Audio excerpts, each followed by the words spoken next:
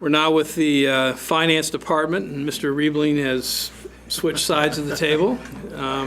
Rich and Jean, welcome. If you could introduce yourselves and make your presentation.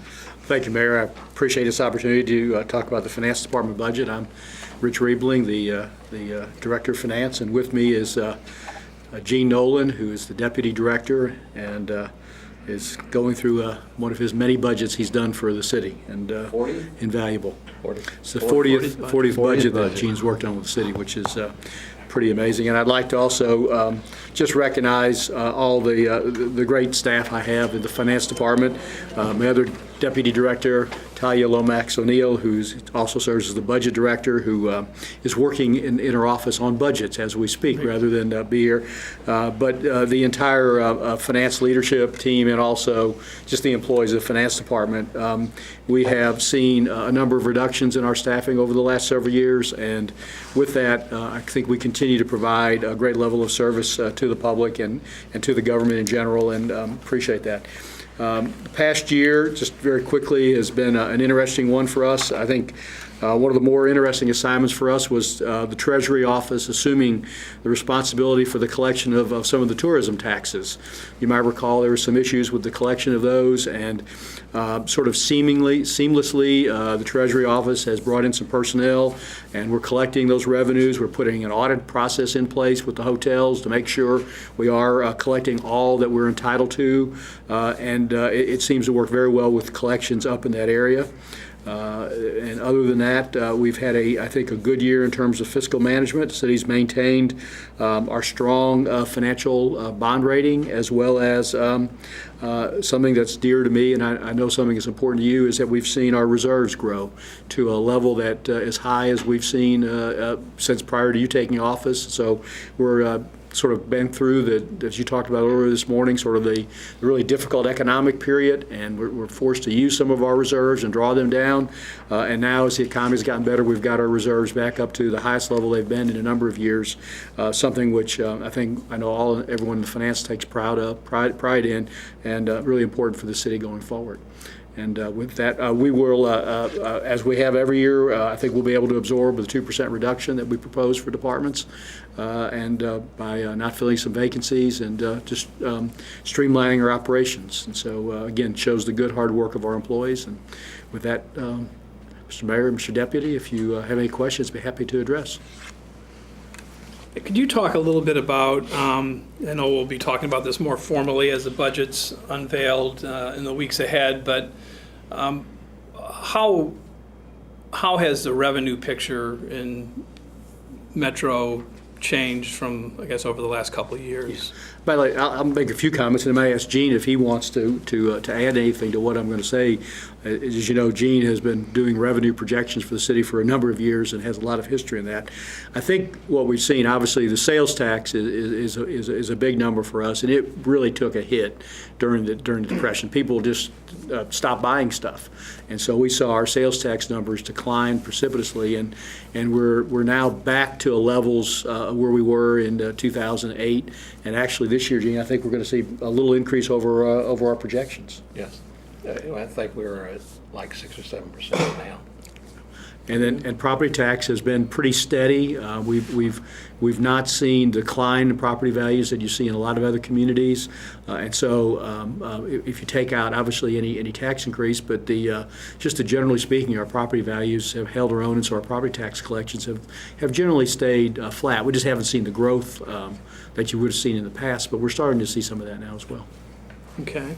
And can you talk a little bit about, obviously the new convention center is coming online and will open up on May 19th to the public and May 20th for the formal opening, but about how hotel tax collections have been, which is obviously one of the foundations of the finance. Right. One of the bases for the financing of the convention center are the various tourism taxes, the bulk of which are the hotel tax collections, and we continue to see record years. We have greatly exceeded forecast for the 3 years the project's been under construction. In each of those 3 years, the whole tourism tax collections have exceeded the forecast, and they continue to do so, I think, with January being a record-setting January year. So the good news is collections continue to exceed expectations, which means we will have more than enough money, it appears, to pay for the bonds, as well as we think to cover all operating costs associated with the center, at least for the foreseeable future. Right, and then the other tourism-related taxes, are those in play yet? Or? Well, the big one, the new two new ones come online later this year.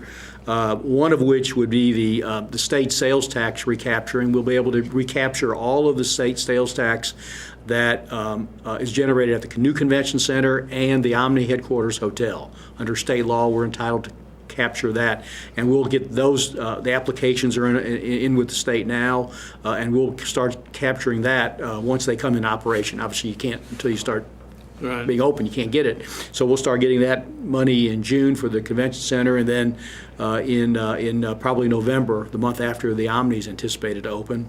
And then the other major piece is the tourist development zone. Again, under state law, basically the growth, you're able to capture the excess growth in the tourism zone as it relates to the rest of the county on sales tax. And that's a large number, and we anticipate getting a large, anxious to look to see what the first year's number will be. That'll come to us sometime in September or October. Application's been filed with the state. It's all in process. It's just a matter of them running through the final end of the year numbers and then getting us the amount sometime in September or October. Okay. It's all in place. In terms of the city's bond ratings, could you talk a little bit about that? What it is, and where does that compare historically? Right. We actually I just had a conference call with both Moody's and Standard & Poor's, who are the two principal bond rating agencies who rate the city's debt. And we have maintained, we actually increased our Moody's rating since you took office from AA2 to AA1. Part of that was their own internal recalibration of how they do ratings, but AA1 is the highest AA rating you could have as a municipality, and we've maintained that, and we have a strong AA rating with Standard & Poor's. And so through the economic downturn, the flood, and everything we've done, we've been able to keep the government operating, and we've maintained our bond ratings at or higher than they were when we took office. Great. Just one thought on the subject of tax collections. We need to remember when our fine property assessor, George Rooker, is here on Monday, that we need to talk with him about the reappraisal process. Right. This is reappraisal year, and if you want to hit on that for a second, that'd be great. But that's really a conversation we should have with George when he's here. Have more detail with George, who can give you the updated information, because the reappraisal notices will be going out. If they haven't already, they're going out next week. Yeah, so it's right around this time. Right around this time. I think we anticipate a overall increase in values over the 4-year period, which means that when we set the effective tax rate come June, that the tax rate will actually go down because property values increase. Because under a reappraisal, you're not allowed to capture more revenue than you did prior to the reappraisal. And so I don't have the percentage yet until George gives us the more details, but we will see actually the tax rate for the county go down somewhat based on the increased property values. And that tax rate will be set, and we'll adjust that, and that'll be a part of the budget we submit to the That's council correct. this year. We'll do a preliminary, when we'll file that preliminary with the council on April 30th, and then if there's any fine tuning between that and because of appeals and things like that between then and when the council gives final approval to the budget in June. And just for the viewing audience, the tax reappraisal is mandated by the Tennessee Constitution, occurs every 4 years, and it's just done to make sure that you're not bringing in more revenue. Right. And it's equity. It's that property values are equalized on a 4-year basis based on their values. And I did talk to the assessor, and we can ask him this more detail, but all the other four counties are going through a reappraisal this year also. Hamilton, Knox, Shelby, and Davidson all do it the same cycle. And according to George, his preliminary data was that he thought that Knox and Hamilton were going to be pretty flat So sort of a not much growth, not much, but not a loss. He thought Shelby would be perhaps even a slight loss in values to flat, and he thinks our increase will be not double digits like it has been historically, but still be significant compared when you think about the 4 years we've just gone through. Well, that's all I have, and, well, thank you, and we'll have plenty more time to talk as the weeks go by. I'm sure we'll have, this won't be our last conversation on the budget. Thank you, sir.